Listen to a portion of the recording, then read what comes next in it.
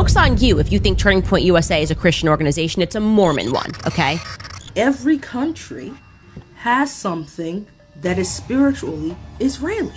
But Mormonism, the blue blood, is where they believe, or Tell believes, and the Kingstons believe, that the Kingston bloodline is directly linked to Jesus Christ himself. So they need to keep that bloodline pure because of, the whole, you only breed in the 12 tribes of Israel. Utah Valley University President Astrid Tuminez just stepped down after 7 years on the job following Charlie Kirk's assassination. So is it a coincidence she decided to quit now? Well, not according to Candace Owens. Candace just uncovered some seriously dark things about UVU and their alleged involvement in the cover-up of Charlie's shooting, like the fact that there was no ambulance on standby on September 10th, or how UVU still hasn't released all the security footage, even though the whole place is literally covered in cameras. But according to Candace, it doesn't stop there. She's now also connecting dots between the influence of the LDS Mormon Church in Utah, how Mormons are often hired in intelligence and government roles, and how deeply embedded they are inside TPUSA. In fact, by the time Charlie passed, about half of the TPUSA staff were Mormon. So how deep does this really go? Is this just incompetence, or is Utah Valley University really directly involved in the cover-up? There was no ambulance on standby. And that's against Utah law. And so it's interesting that they don't want to release the security plan. So let's first talk about this bombshell that just dropped from UVU. Long-term Utah Valley University President Dr. Astrid Tuminez just announced her resignation. And the weirdest part is that she announced her departure without any plan for the future. She isn't moving on to something new. She's simply stepping down, even though she just had a record year of fundraising, raising over $250 million. But that's not the only weird part. During her speech announcing her departure, Tuminez bragged about her students winning a national spy games competition for the White House, CIA, and Homeland Security.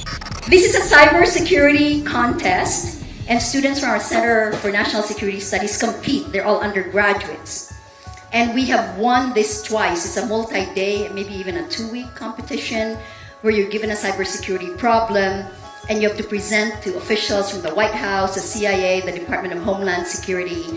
And we have won this twice. And then Tuminez goes on to call her departure a good thing, even though UVU has meant everything to her.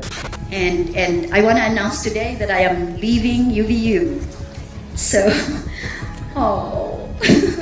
I cried a lot last night, so I'm not crying today. I am leaving UVU. This will be my last semester. Effective May 1st, 2026. I will be, I don't know where I'll be, to be honest, but I think that's also a good thing. A little bit of a leap in the dark. And I just want to tell you how my heart is full of love and gratitude, for truly this place has meant everything to me. So why step down in the midst of so much success and with no plan for the future? What does Astrid Tuminez know about September 10th?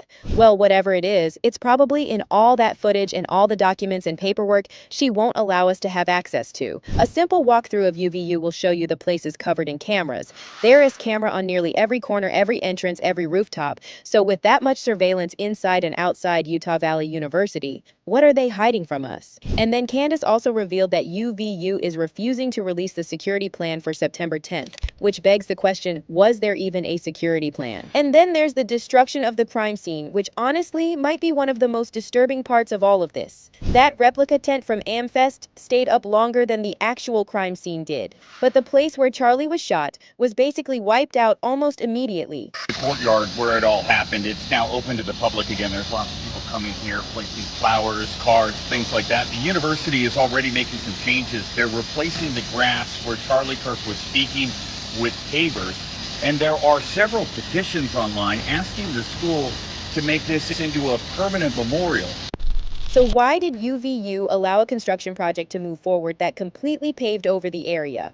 Well, they later tried to claim the construction was pre-planned, but this still doesn't explain how they were legally allowed to destroy a crime scene. Also, they started paving over the site on Sunday, and it's extremely unusual for work like this to be done on a Sunday in Utah County, where even gas stations are closed, gas pumps are turned off, and vending machines have been known to be deactivated. And that's because for the LDS/Mormon Church, Sunday is considered a day of worship and rest. And in Utah, especially among members of the LDS, Sunday is commonly called the Sabbath.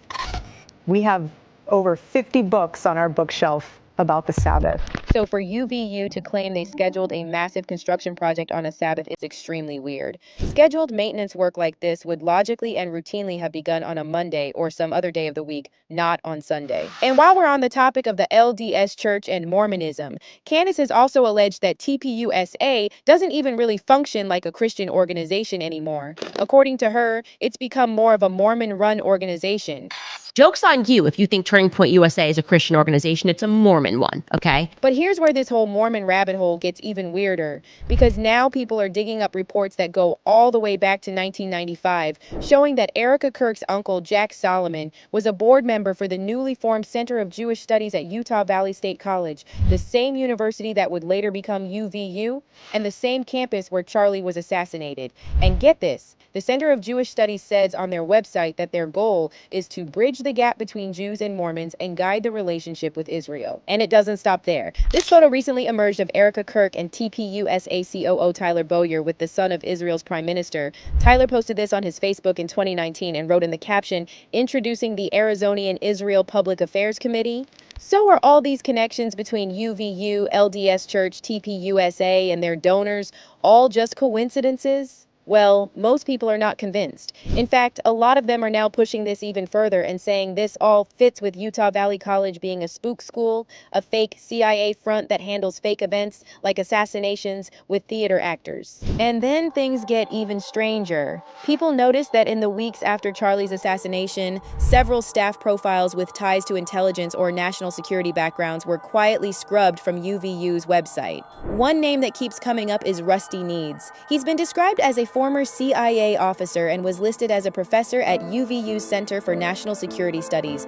According to reports, his staff profile was publicly available up until after September 24th, and then suddenly it was gone. And if you go on the Rate My Professor website and look for Rusty Needs profile, one of the reviews presumably left by a former student says, "Rusty knows national security from front to back. Any espionage experience, any ethical question, he's lived it.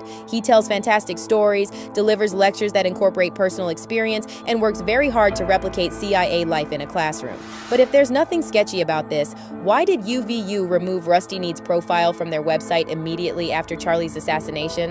Well, according to a lot of people online, UVU's Center for National Security Studies is a pipeline into the CIA, NSA, and FBI, a recruiting ground for future spies and intelligence operatives. Some people have even floated the idea that this could explain why there were multiple men dressed like Tyler Robinson caught on camera running around right after Charlie was shot.